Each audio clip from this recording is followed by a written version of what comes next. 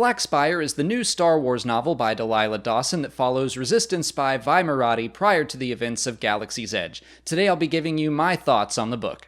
In short, I really loved it. I don't think people are going to be surprised to hear me say that because I've enjoyed all of Delilah Dawson's work in Star Wars. About 2 years ago, she wrote Phasma in the lead up to The Last Jedi, and that introduced us to both Vi Marathi and Captain Cardinal. Black Spire feels a bit like a sequel, continuing their story. As much as I loved Alphabet Squadron that came out earlier this year, that book does take a lot of time to kind of set up 5 or 6 brand new characters, and it's kind of cool to be able to just dive into the story because we're already familiar with our 2 main protagonists. I've said before that I feel like the new canon books have been lacking ongoing series, like the X-Wing books or New Jedi Order and so on. Black Spire felt like its own story, but also an expansion of what came before, so it was kind of a good compromise.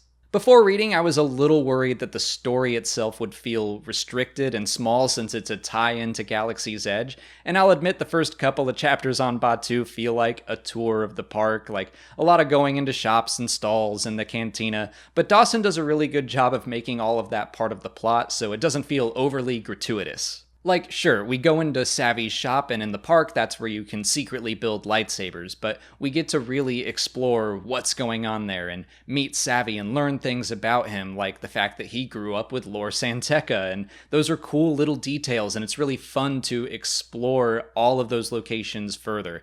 I absolutely know I'm going to be insufferable to my friends the next time we go to Galaxy's Edge, telling them all of these tiny details behind everything we see.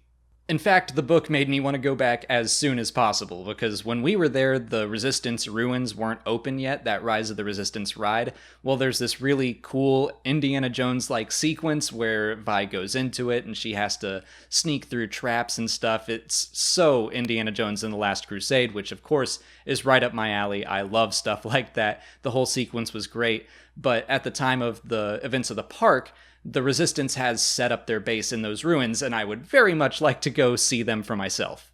A base needs recruits to fill it, and that's what Vi's story is mostly about. She's on Batuu to get new Resistance recruits and build a base on this long-forgotten planet where the First Order would never think to look for them. Obviously, that doesn't really go as planned, and the First Order shows up pretty quickly, and then it's all about survival. Vi has to fend for herself in this land full of strangers, separated from all of her allies and her leadership, and you can really feel Vi's desperation in every action that she takes. It's pretty harrowing, and she goes through some rough scrapes, like some really make you squirm in your seat stuff.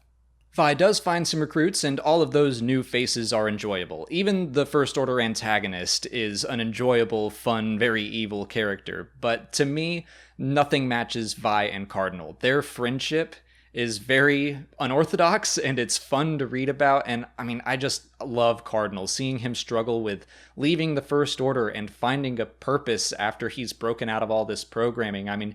The First Order is all that he ever knew, and this book handles him so well. I legitimately think he's one of my favorite new canon characters, and there's so much more I want to say about him, but I'm going to hold off because spoilers. Thematically, there's a lot going on with this story as well. Vi has to deal with a lot of trauma while she's working alongside the person that traumatized her.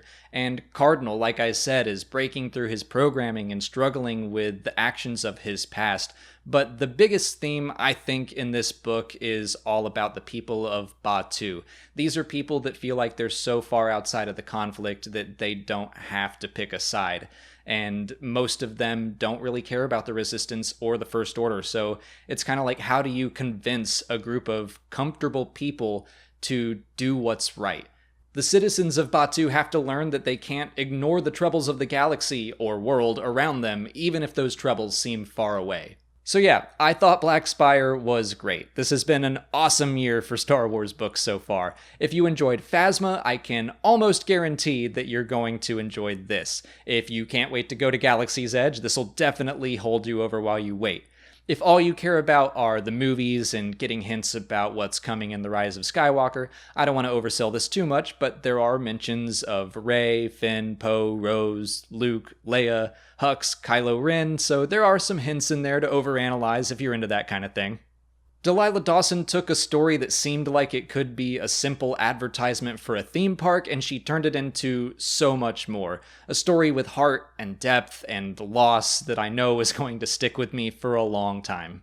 If you're interested in checking out Black Spire for yourself, consider picking it up for free on Audible. Just follow the link in the description or visit www.audibletrial.com/Star Wars Explained. The audiobook is out right now, and the production value on all the Star Wars books is very high. With sound effects and music, it's like listening to a movie. Signing up for an Audible trial will get you a credit for one free book, and you can use it on Black Spire or just about any Star Wars book you can think of. Or get any book you want. The point is, you get a free book, and you'll be supporting the channel when you do.